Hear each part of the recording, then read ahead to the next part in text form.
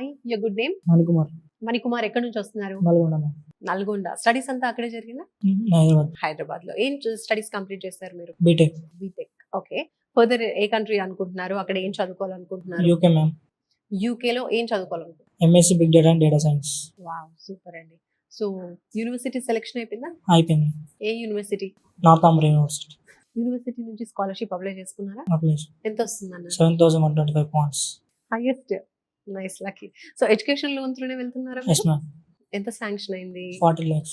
Okay. అది విసోర్స్ లో apply చేయించారా లేదా బయట బ్యాంక్ లో మీరు రీసోర్స్ చేసుకున్నారా? చేశాను మ్యామ్. సివిల్ స్కోర్ తక్కువ ఉన్నా కూడా రీసోర్స్ వస్తే రీసోర్స్ వాళ్ళు దగ్గర ఉన్న మరి లోన్ శాంక్షన్ చేయించారు మ్యామ్. ఓకే. సిబిల్ స్కోర్ తక్కువ ఉండడం వల్ల మీరు బయట ఏమైనా ట్రై చేసినప్పుడు అక్కడ ఏమైనా ప్రాబ్లం అయిందా? బయట రాసినప్పుడు సివిల్ రా అని చెప్పారు, లోన్ శాంక్షన్ అని చెప్పారు. ఇక్కడికి వచ్చాక వీళ్ళ దగ్గర ఉండి డాక్యుమెంట్ రిక్వైర్ చేస్తే వాళ్ళు చేయించారు.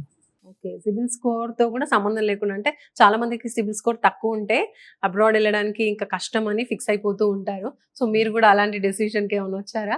అట్లా రానుకున్న టైంలో వీసాస్ వచ్చేసరికి వీళ్ళ దగ్గర ఉండి ప్రొవైడ్ చేసి. ఓకే, సూపర్ అండి. సో అంతకుముందు స్టూడెంట్ కూడా ఒకరు సేమ్ చెప్పారు, సిబిల్ స్కోర్ ప్రాబ్లం అయింది, సో ఇంకా వెళ్ళలేము అనుకున్నాము, బట్ ఇక్కడికి వచ్చాక ఆ ప్రాబ్లం సాల్వ్ అయిపోయింది అని చెప్పారు. సో మీకు కూడా సేమ్ అన్నమాట. కాబట్టి అంటే నేను మళ్ళీ ఎందుకు చెప్తున్నా అంటే ఇలాంటి ప్రాబ్లంతో ఆగిపోయే వాళ్ళు కూడా ఉంటారు కదా. సో వన్స్ ఒకసారి రండి, వచ్చినప్పుడు మీకు ప్రాబ్లం క్లారిఫికేషన్ క్లియర్గా వాళ్ళు చెప్తూ ఉంటారు కాబట్టి ఈజీగా మీ ప్రాబ్లం సాల్వ్ అయిపోతుంది. సో హ్యాపీగా సిబిల్ స్కోర్ తక్కువ ఉన్నా కూడా 40 lakh లోన్తో అయితే అబ్రాడ్కి వెళ్తున్నారు. ఏ ఇంటెక్ ప్లాన్ చేస్తారు? మే ఇంటెక్. మే ఇంటెక్కి. సో ప్రాసెస్ అంతా ఎక్కడి వరకు వచ్చింది? ఇంటర్ నుంచి, యూనివర్సిటీ నుంచి ఇంటర్వ్యూకి. ఓకే. సో ఎన్ని డేస్ పట్టింది మీకు ప్రాసెస్? ఎప్పుడు వచ్చారు అసలు ఇక్కడికి? ఫిబ్రవరిలో వచ్చారు. జస్ట్ 1-2 months లో కంప్లీట్ అయిపోయింది. అసలు ఎలా తెలిసింది విసోర్స్ గురించి? Social media. సోషల్ మీడియాతోనే తెలిసింది.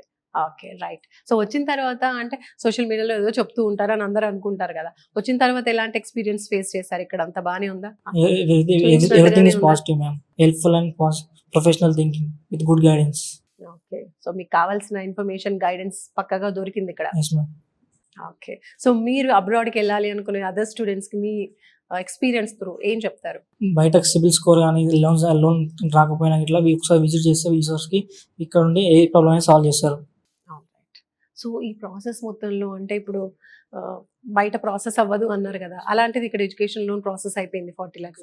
టోటల్ ఈ ప్రాసెస్ లో అయినా ఇంకెక్కడైనా సరే ఎలాంటి ఫీజు అయినా కలెక్ట్ చేయడం జరిగిందా? ఏ ఫీజు కలెక్ట్ చేయలేదు. రైట్.